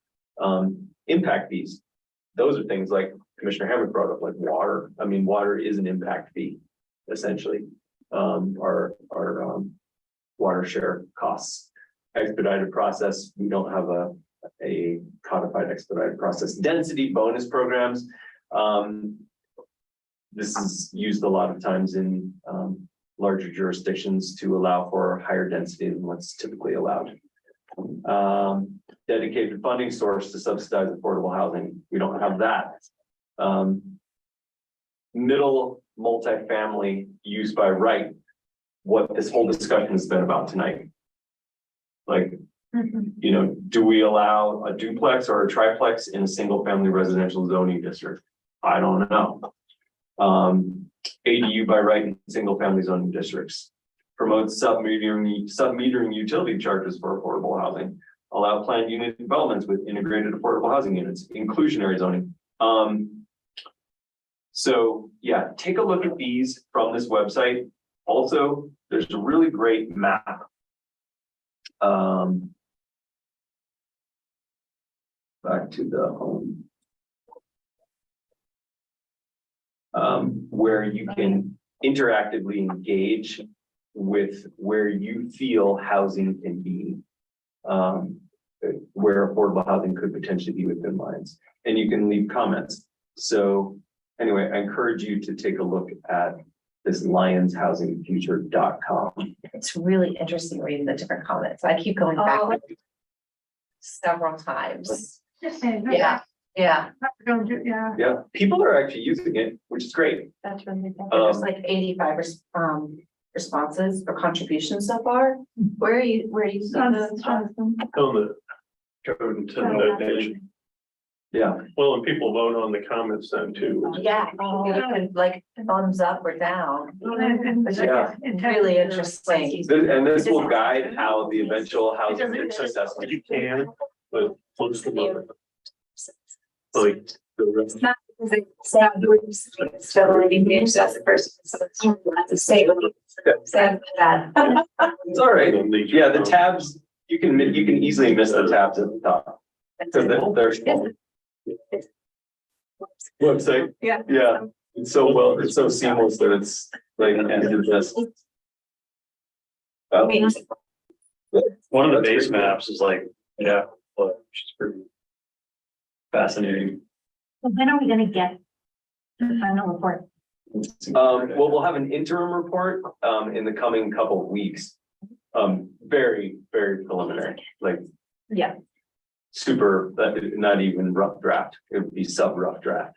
But, I'll have a opportunity to take a look at that in the next couple of weeks. And then if we do end up having a joint session of the Board of Trustees and the PCDC, would that be something of interest, this housing needs assessment? As a, The BOT thinks so, yeah. yeah. Okay, great. Mayor Pro Tem. Yeah, no, I absolutely think that's a great idea. Okay. Well, one of the things that we haven't talked about is the phenomenon that's going on at the same time as what we've been talking about, and that's the sort of the shrink.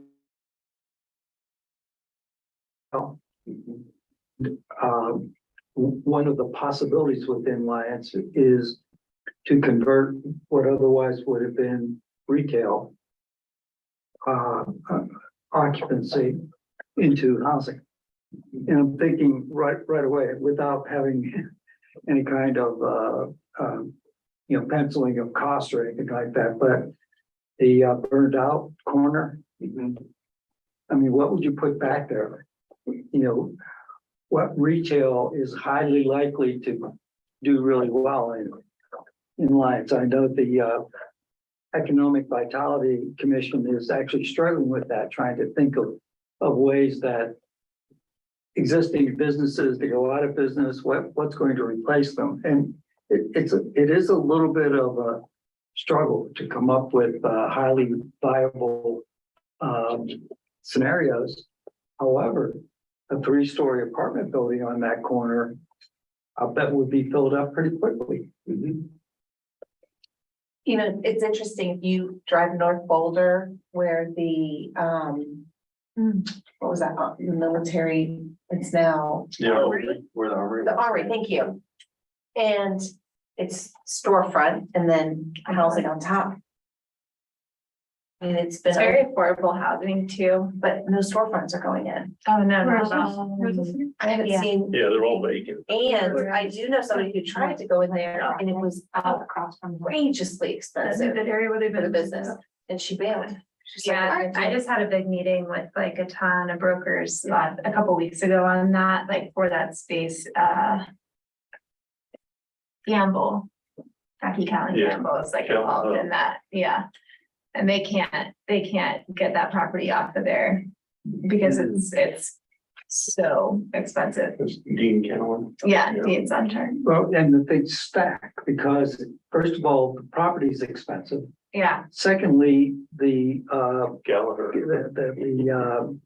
pool of purchasers, the market for it is shrinking yeah. in terms of anything commercial on a main street.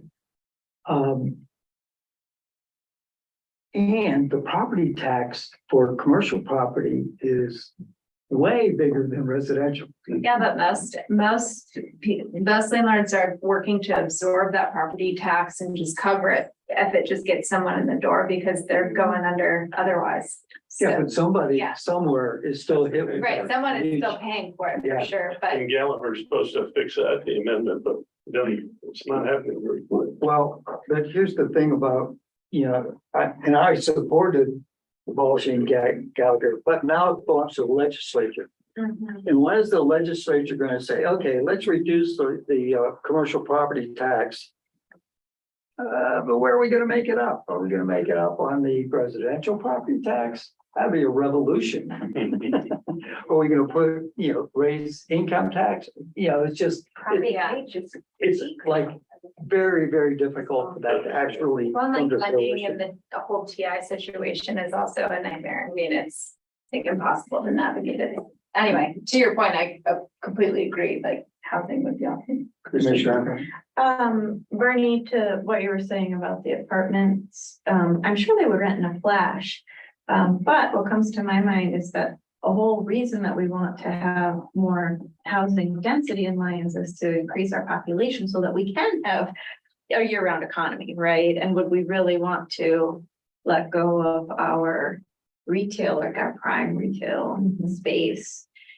While we're in this like awkward, difficult time, but would we wanna kind of forgo those Well, that- opportunities down the road that hopefully will come? yeah, and that brings up the question of, would the, say, 25 people who live there do more by becoming customers of the market and the restaurants? And serve as the employees of those without adding additional retail or. Oh, so like we just, our year-round economy becomes the businesses that we already have rather than trying to increase It them. would reinforce them, yeah. Or that's one theory. Well, the commercial downtown zoning, to accommodate that would not allow for a 3-story apartment building. It would allow for 3 stories. But it would, the upper 2 stories could be residential, the first floor would have to be commercial. Yeah, and there's good thinking Yeah. behind that because that's where you get sales tax on the commercial property. And so somebody would have to do some, high level, what's it called, taking of the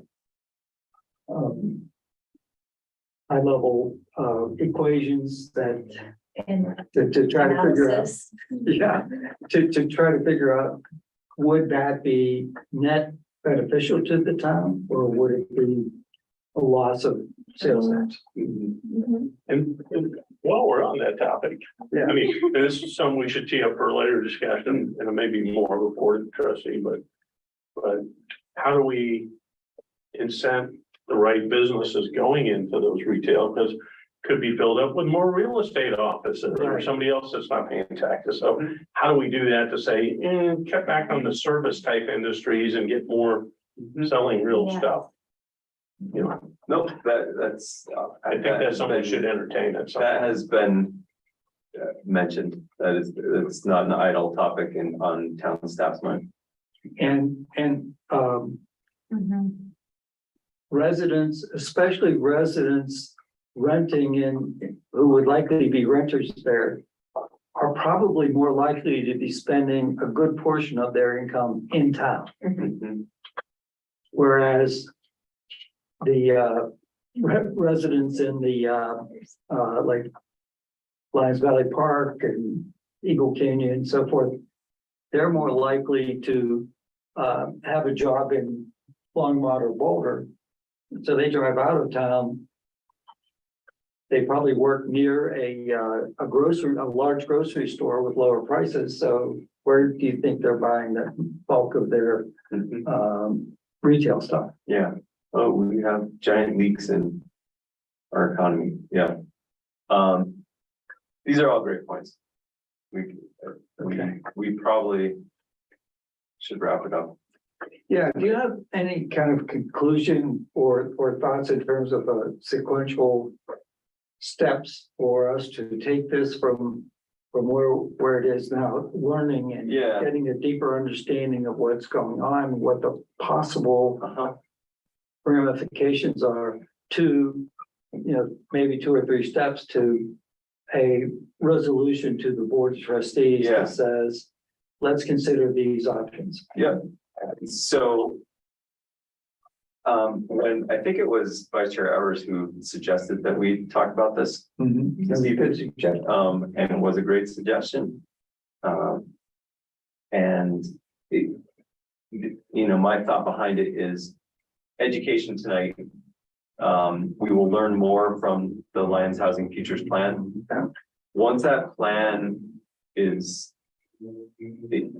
I guess, adopted, that's when we will hopefully be able to rely upon it to guide us with language, because one of the requests of this plan is, it's not necessarily like plug and play language to adopt into the code, but to give us suggestions for code changes based upon our current code, not just like, oh, well, this is code that works really good for this across America.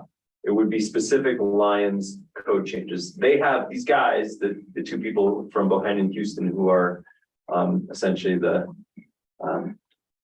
the nuts and bolts of making this work are really diving into the comp plan, our code, and looking for ways that changes can be implemented. We have the fortune that they first worked with Netherland, and they haven't finalized Netherlands plan yet, but we have a lot of similarities to Netherlands, which is great.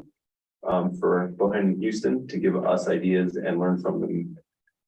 Maybe hiccups along the road with Netherlands. Anyway, I would suggest, Chair, that after the Lions Housing Futures Plan is published, we will have some really good ideas for making changes to the code. I don't think we need to do it in the next couple weeks or anything like that, but by the end of this year, yeah. If that sounds okay. I mean, yeah, that was my thought. I don't know what. Commissioner Cochran. Is there, to add to that, is there anything with the adoption of an opt-in to Prop 123 that could also motivate that decision just as much as this study?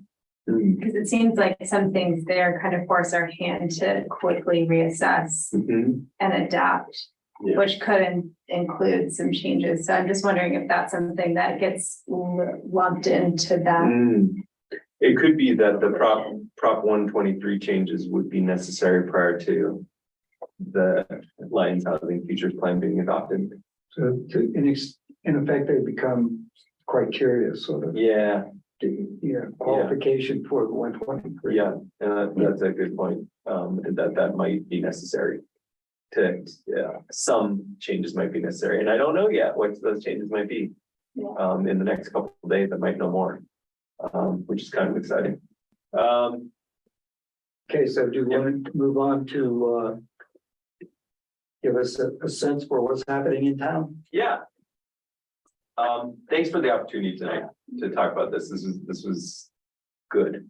Thank you for your Yeah. research and Yeah. and providing some good, useful background reading. It was fun. It's always fun. I honestly, my head is not entirely in the game today. My family reason why I said that we had to move the meeting, which I really appreciate, thanks everybody, was months and months and months and months and months ago. I bought my kids tickets to a concert. So I didn't get home and bed until about 1 in the morning. And I was like, oh man, it was Weezer. So it was so fun. It was so fun. And the best part was half the audience were my kids' age. And I was like, it was great. It was a good show. It was a really good show. But that's the whole reason that was the family event. That was the reason why we moved it from Monday to Tuesday. So Worth it. thank you. Okay, so let's take a look at what the chair said. So here we go. There's not a lot to update here. Oh, I actually went too fast. I have no updates on Moss Rock Hotel. None. I have nothing to say, unfortunately. Except that, they have a end of the year deadline to do some sort of construction, and that could be minimal. That could be tearing down where Moxie was. It is demonstrative of progress. I heard that it had been bought out by another company. Is that possible? I have not No, heard not that. Moxie, the Oh. Moss Rock. Oh, Yeah, I heard that too, that maybe Marriott. Pardon? Yeah, I read that too, yeah. Partnership. it's like Yeah. it's like an affiliation, not really a partnership. It's like booking. It's like using They're booking. Yeah, It's booking service. Yeah. So that, yeah, if you were to go to the Marriott, website, you could book the Moss Rock Hotel as an independent hotel and probably still accrue Marriott points. Sure, there's yeah, It's helping get financing, I think is. Yeah. And so brings up their search engine. Right. Yeah. Yeah. I mean, they're gonna be seen more, yeah, which is, it's a good idea. it's a very good idea. Yeah. Summit Housing is moving along, as everyone knows. It's It's getting there, which is great. Has anyone literally moved in and living there? Yeah, Is there I think there are 2 families who are officially fully moved in. just two? Yeah. Spirit Hound has a lot going on. Phase 2, nothing yet, though. We are running into, all right, this is actually, after I published this. So we're running into, Spirit Hounds is running into some issues with CDOT and right-of-way access. If you recall the Highway 66 PEL, from a few years ago, it's, there's some access standards in there, and Spirit Hounds is having some issues with the access standards of that document. So They want to close driveways, is that what they're doing? yeah, Yeah, so I figured out, well, it's because they want to keep it a higher access. But that's in conflict with that area, the town is, yeah, they probably want to keep it more, town probably wants to keep it more commercial, they're probably thinking more eastern. Okay, I'm showing them things, okay. bless you. Oh, well, so that's, it's, It's just the 8%. I do have a question. yeah, They purchased the hardware store, correct? they did. Well, it closes at the end of September. True, Well, assuming that it closes, do we have any sense what they're planning to do with that? And if we do, would it be a change in use? And if it's a change in use, is that something that would come before BCDC? change in use, not necessarily, as long as it fits underneath the zoning, which is commercial. Okay. So that's all that matters, and the zoning, I don't foresee a problem. Change of use is a building permit sort of thing, and so that would go through Director Kaplan's review process. When he's not enforcing. You gotta have an enforcement officer. It's trouble, Well, many hats. Okay, so then it becomes a question, of what the use would be, Mhm. and would distilling alcohol, for example, be something that's within those permitted uses, well, that sort of thing. Yeah, I don't know. Not, their plan is not to distill in that Just a building. storage. It's more storage, office space, boxing, label. Production, Just could be industrial. shipping. Good question though. Just because because they're growing so quickly. That's what Mayor Pro Tem But if says. it's an accessory to a different primary use, does that matter? Because that's what this Barney's question is. Yeah, And it's not the retail that's growing, it's their out of state. that's what, that's right. Out of the country, out of state. Yeah, So they're not planning to have that be a consumer oriented no, kind of shop. could they, but then, And then we'll start about growing distribution to, I think, neighboring states or. Well, to Barney's question, like, let's say the weed store bought it instead and they just use it to store things. Would we care? Because it's, that use would be allowed because that's storage. But it is part of a company that would otherwise be a conditional use. I don't know. Yeah, Just a question, apparently there's time before it'll even come up, but yeah, okay. Get through September to go get 30% off on your hardware items. I'm gonna take note of that question and Not the Sometime in September is what they think say. about that. Okay. Yeah. One thing that is challenging for the town with Spirit Hounds is, as a manufacturer of spirits, we don't receive any tax revenue from so that. excise, it's only a state, it's the state. Yeah, it's a state, Yeah. yeah, So that's okay. yeah, that's a tough part about that. There's not an increase in tax revenue. Even though, I guess the retail and people come in now. Okay, so nothing on generator development. do they talk with the town periodically at all, or? They do, they haven't had like an open conversation it's been 6 months since the last time I heard anything that I was privy to. So Okay, and that includes the burned out corner. they are also the owners of that. That's- Yeah, Yeah, but their silence Yes, also. I have not heard anything on that either. I hope they were trying to demo, like, at some point, I thought we talked about that, like, before, like, in May at some point. Yeah, the demo, that actually should be happening. So there is, that's a good point. There is a plan to demolish it. It has to be a wet asbestos abatement treatment and really expensive. And then the plan is to fill it in and it essentially becomes a lot. So 2 giant empty lots in downtown. Yeah. Great. It won't be a pit though. It will be filled. No, but it's true. I mean, it's like the highest visibility part of town. And we've had a chain link fence around one of the sites for a year and a half and chain link fence around this one for many months. So the PEL, yeah, they have the highways. So I remember I looked briefly at that PEL and my old employer did it, or led it, by the way. But I wasn't there, this was stuff.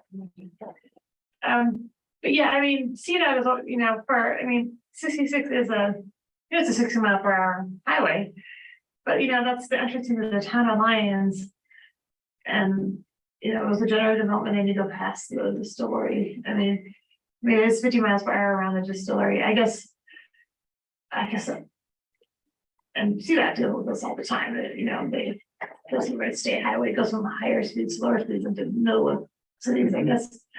I mean, Well, the Highway 66 PL is an interesting plan. okay, It's publicly available. If you haven't taken a look Yeah. at it, I'd recommend just in your spare time, which everyone has, to look at planning documents. It's actually, there's, whoever they hired for, there was a consultant that CDOT hired to do some really neat renderings. It's really pretty, like, it's ideal, and it would probably never come to fruition, but, because CDOT's not paying for it. CDOT's not paying for the improvements that are in the PL. This is just a plan. and I think a PEL is like a precursor to an it kind of, to like an EIS.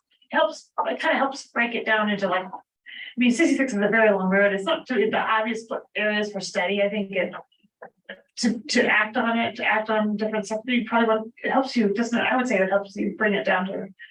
Like say you would section off 66 into different, in the same way I-25, you might want widen I-25 more for Collins between.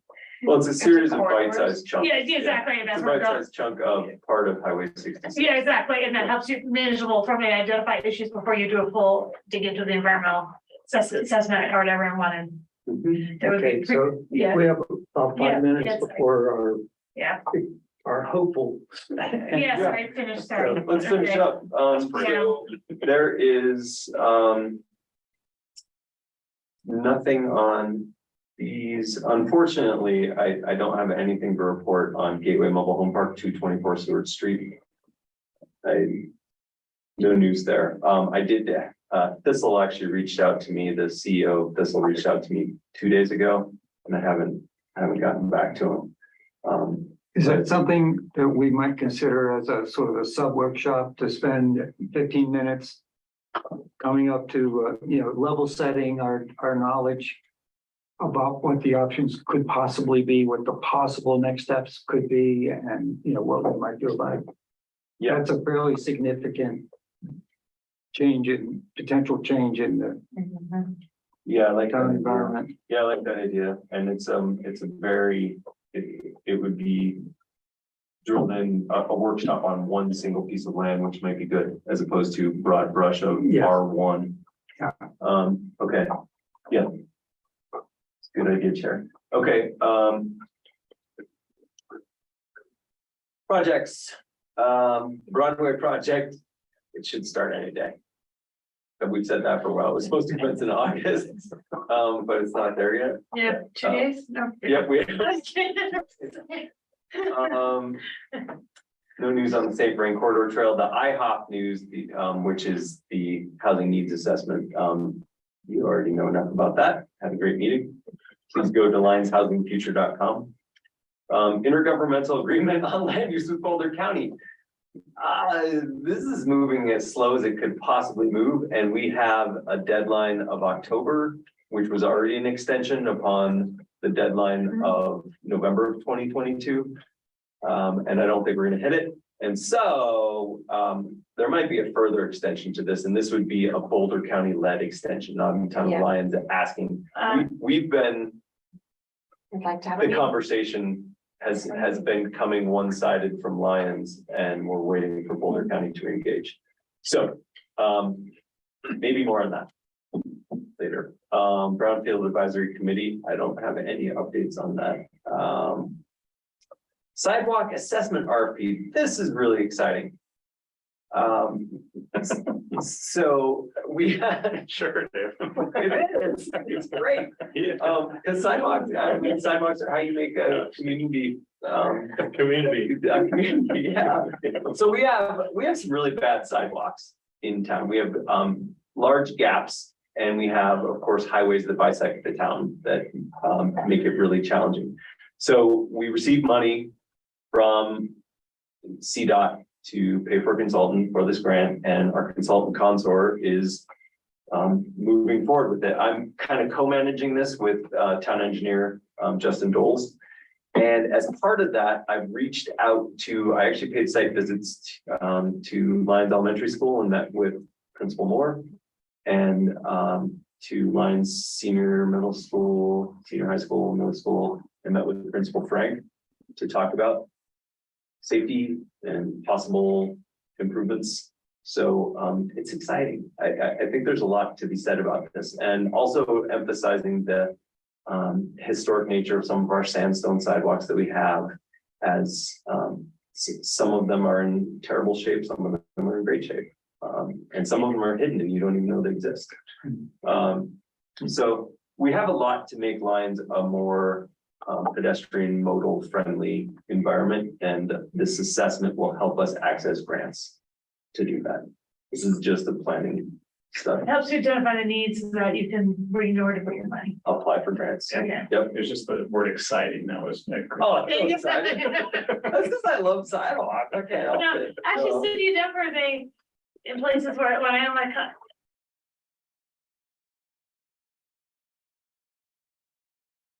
Some places where the cement has been, places where cement has been tinted red to make it like pink, you know. To make it match. Yeah. Yeah. There's, and you run into ADA issues, but there are, interesting opportunities. Safe streets and roads for all. I got this actually happened since our subsequent to our last meeting. I got the grant in with 5 minutes left to spare, which is great. Grant application, I should say, not the grant application. In 5 minutes left to spare. Did my job. Yeah, that is actually exciting. The, 5 minutes to spare. The sidewalk assessment will allow us to apply for a safe streets and roads for all implementation grant. So that's where that comes in. North Foothills Bikeway Study, that's the bikeway proposed between Boulder and Lyons. You can read more about that. The Main Street Lighting Grant, you might have noticed some big equipment on Main Street doing some hydro digging for posts and electricity for the kind of fiesta lighting that's going to be going up, which is really fun. That was a grant. Is it dark skies compliant? No. Yeah, it's not. But the only part of town that is dark skies compliant really is Bone Park. Is it a policy? It is. It's not an ordinance, but it is a policy. Yep. All of it's doing is putting, like even the Big Island of Hawaii has a dark sky. I mean, they have lamps. The cap lamps so the light goes down and focus as opposed to protect the observatory on the, I mean. We have that rule. Yeah, that could be, Yeah. The county has it. The city Exactly, yes. Longmont has it. Vermont has Exactly, it, yeah. Denver has it. yes, exactly. But okay, that's, yeah. We actually have those standards, like what Chair Dress mentioned. We do have those standards. how the festoon lighting is an exemption, or festoon, I said fiesta lighting, festoon lighting is actually called. I know, I was like, Although oh. fiesta sounds more exciting. Actually, we'll be able to change the color of the lights to Christmas, but Christmas time. Yeah, I mean, Main Street is, it's just, somehow there's an exemption. It's a good point. I don't know. Future park on Tank Hill. So this is, something I think I broached before that I thought, what can we do with the tank? Why don't we make this a park? Because this used to be a really nice place where photographers and artists would capture lions, and it's beautiful. We've never been up there. The tank sucks and the communication structure sucks. And the overhead transmission line sucks. How are the neighbors? Neighbors are great. There's a cemetery, so they don't say anything.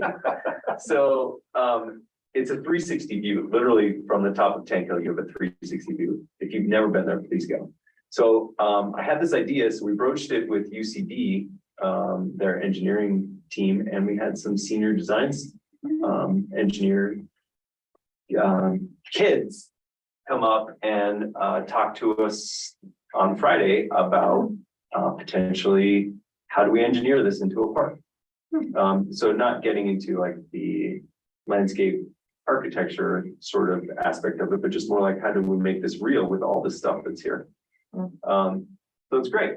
So we might get some free ideas out of that for a future Tank Hill Town Park. Stormwater management, so. Yep, including making it accessible because there's a road that goes to the top. I mean, that's how the communications equipment is maintained. So you could have potentially a parking spot at the top that's ADA accessible, small playground, benches, a nice swing that goes way out over the edge. So We're getting a dentist. This was. we are getting a Yeah, I knew dentist. just- We're getting a dentist. Okay, there's our updates. Okay, anything else for the good of the order? If not, I'll entertain a motion to adjourn. Second, Second. okay, let's go.